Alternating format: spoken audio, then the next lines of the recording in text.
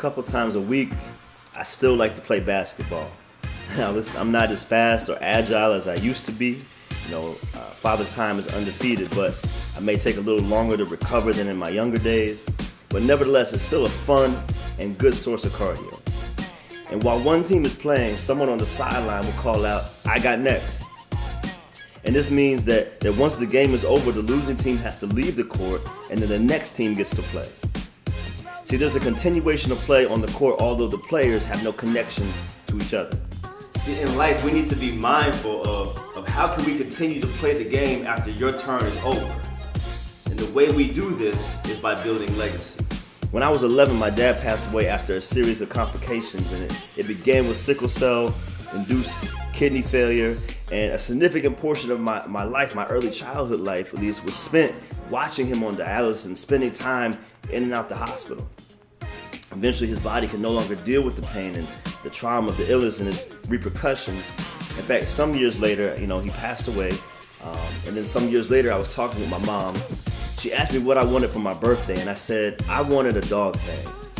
I wanted to be made with a certain inscription, and it reads, "Firstborn Legacy."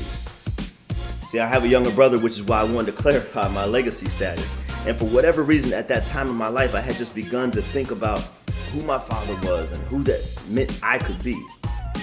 And even though I didn't have the privilege of being groomed by him throughout my life, his DNA, many of his characteristics, still run through my veins.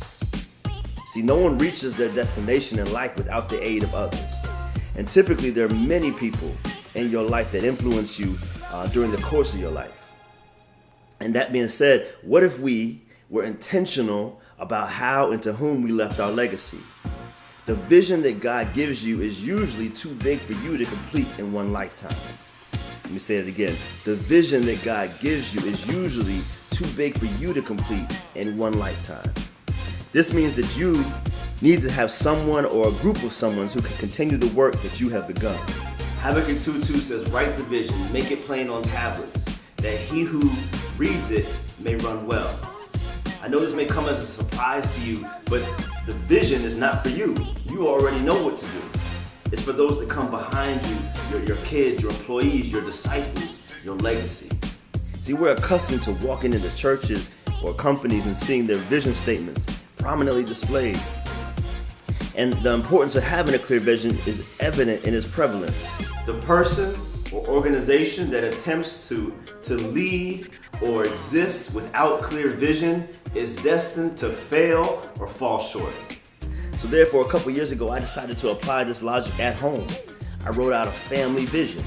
And this may sound strange to some people, but I believe our families are more important than any business, ministry, or organization we're a part of, and yet we don't apply the same guiding principles that have made those institutions successful. One of the best things you can do for your family or for those you disciple is to provide them with a clear vision. So in order for a legacy to be implemented and sustained, clear vision is a necessity. Additionally, it's most beneficial for the leader or for the visionary to be able to transfer the vision through time spent with whomever will carry out that legacy. In Matthew chapter 4, Jesus is tempted in the wilderness. Many of us know it. In Matthew 4:17, he records his vision statement and the announcement of his purpose. It reads, "From that time, Jesus began to preach and to say, 'Repent, for the kingdom of heaven is at hand.'" So that was his mission. That was his purpose. The very next verse, though, records Jesus calling out his 12 disciples, those that would become his legacy. Listen to this. See, Jesus' first act when starting his ministry was to create a legacy. He desired to create a plan of succession. And oftentimes, too many times, our dying thought is in regards to our legacy. Think about how much more impactful it would be if legacy comprised more of our lifelong thoughts and wasn't an afterthought. You have to be intentional about building a legacy. Our success in building our legacy ensures that our purpose and vision don't die with us. See, in the end, someone else will get to tell your testimony, but you have every opportunity to write it for them.